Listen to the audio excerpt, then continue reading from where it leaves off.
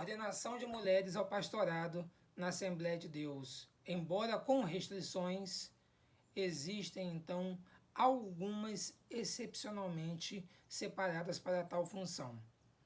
A Assembleia de Deus é uma igreja brasileira, basicamente brasileira, fundada por missionários suecos e mantida na época, foram mantidos pelos americanos que vieram para o Brasil para poder fazer um trabalho missionário de evangelização. Vem para o Brasil por volta de 1911 e no Brasil já havia igrejas evangélicas, em especial em Belém do Pará, aonde eles foram, havia a Igreja Batista, e eles então se agregam à Igreja Batista e começam ali a trabalhar, fazendo trabalhos missionários evangelísticos. Um detalhe interessante é que eles começam a trazer uma mensagem diferente, muito influenciado pelo movimento da Rua Azusa nos Estados Unidos, e eles pregam sobre a possibilidade de uma êxtase espiritual em que a pessoa passaria por uma experiência metafísica de falar numa outra língua não humana, uma língua dos anjos, uma língua divina.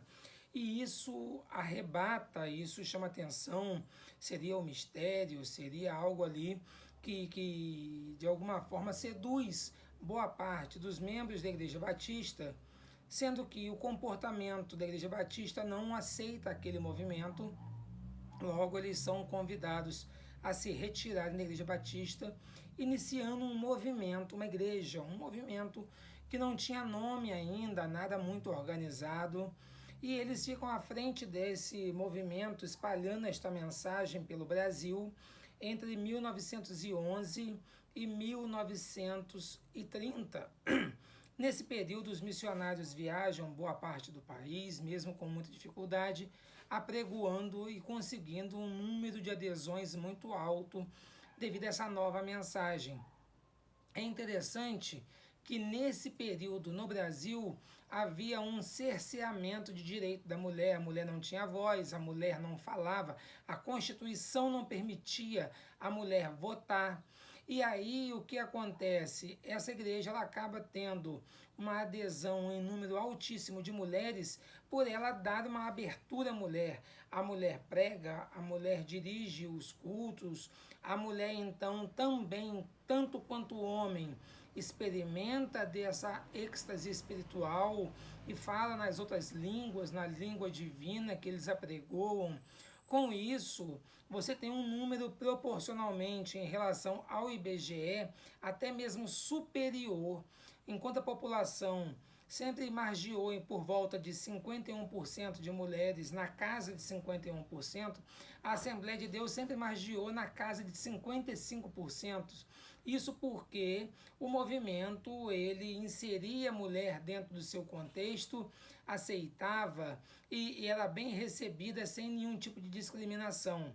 Até 1930, os missionários criaram uma hierarquia básica para a igreja, de lideranças, sendo que o primeiro cargo que a pessoa ocupava dentro da igreja seria do diaconato, do diáconos, né, para servir a igreja.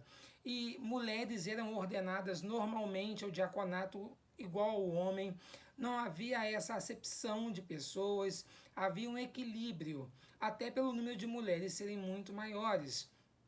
E quando a partir de 1930 já haviam então aqui 18, 19 anos da Assembleia de Deus implantada no Brasil, desse movimento que ganha o nome de Assembleia de Deus.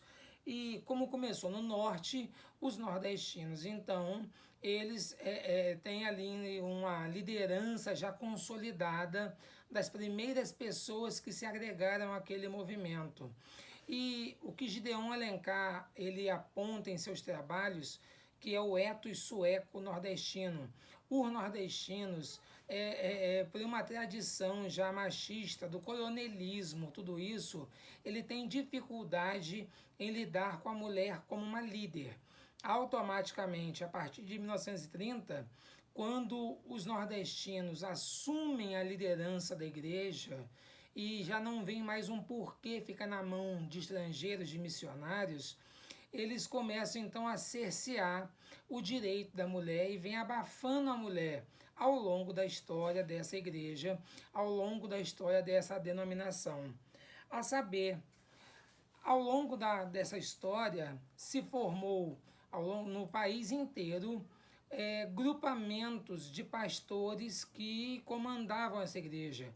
A esse grupamento deu o nome de Convenção Estadual da Assembleia de Deus. Cada estado tinha uma. E criou-se, então, uma união dessas convenções estaduais, formando a Convenção Geral da Assembleia de Deus.